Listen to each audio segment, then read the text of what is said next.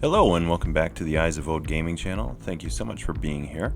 Today I have another older game in my What Is It and Is It Worth It game review series. In this video I will go through the various aspects of the game, trying my best to avoid spoilers for new players, and give examples of similar games as well as my personal opinion as to whether I would recommend the game with a thumbs up or thumbs down, and if I personally enjoyed it. I won't be giving a number rating to the game as many other channels do, as I find this to be a very arbitrary way of rating games, which like any other entertainment is completely subjective, and instead I prefer to give enough info for you to make a decision on your own if you would like to go forward with picking up this title for yourself. What happens when you mix an open world Far Cry style game with zombies? And parkour in a fictionalized version of Istanbul? Today we look at Dying Light.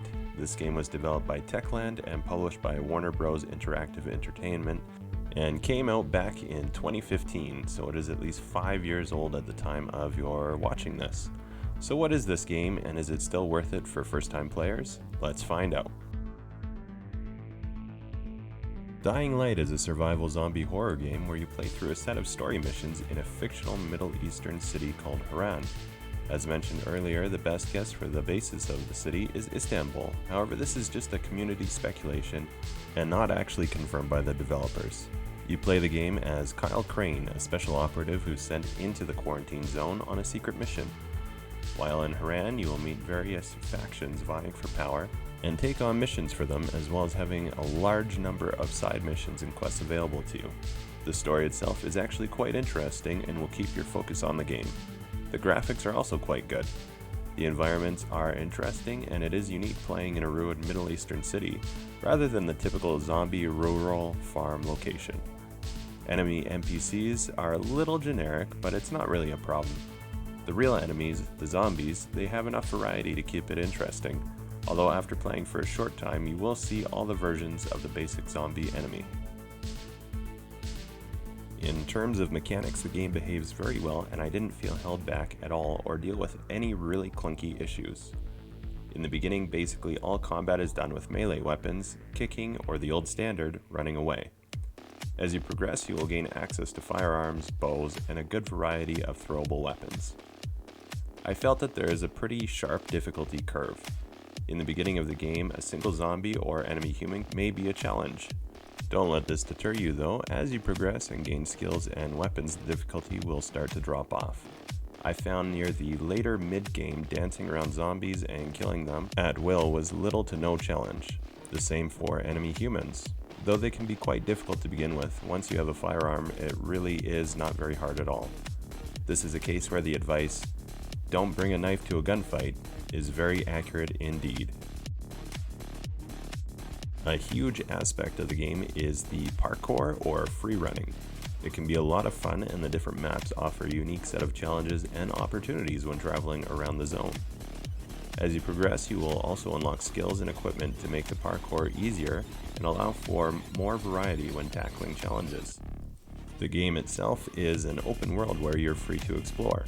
It is broken into different maps or zones, however they are unlocked as the story progresses, though you can travel back to previous zones as well. As you progress through the game, you unlock skill points in the Survivor, Agility, Power, and Legend skill trees. The skills are gained through actions related to the various skill trees, and will be gained naturally through normal play, though the Legend skill tree does require you to max out one of your core skills to unlock. Another core aspect of the game is collecting resources and crafting. Most locations will have containers or objects which can be looted to gain materials to craft weapons or upgrades, first aid and ammunition, as well as the standard side mission fetch quests for unique items. There is a day and night cycle in the game which offers opportunity and challenge. A number of the missions can only be completed or materials only acquired at night, so you'll be forced to do night exploration and combat.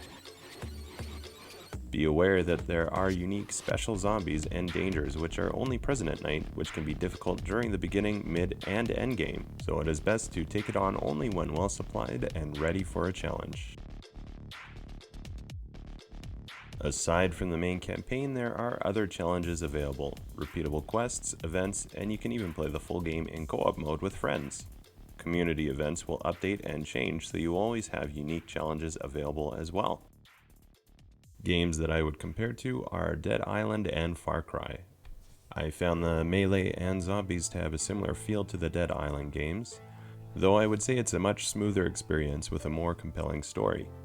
The added capabilities such as parkour add another level to the game, and the open world feels more open and explorable. I also had a very Far Cry vibe to the game, though this could also be biased as I used a bow extensively in both games. There are also many safe zones which when first encountered will be infested with zombies and need to be cleared out, becoming a safe spot after where you can rest, store, or collect items.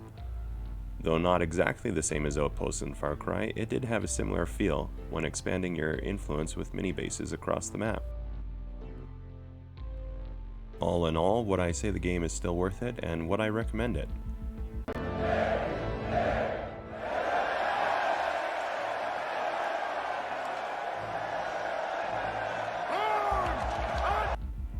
Yes, definitely, this was a great game. I played the Enhanced Edition, which I don't have experience with the original, though if you have played it, I understand that there have been many improvements to the graphics, mechanics, and weapons, which were all added in. If you enjoyed the original, it may be worth it for those players to return and give the enhanced version a try as well. So I hope you enjoyed this look at Dying Light. If you have already played this game, let me know in the comments if you agree or disagree, and let me know what your thoughts on the game were. If you found this video interesting or entertaining, please throw me a like on here and consider subscribing to the channel. I post a variety of gaming content, including reviews, walkthroughs, let's play, and more. Otherwise, thank you so much for watching, and until next time, good night, good luck.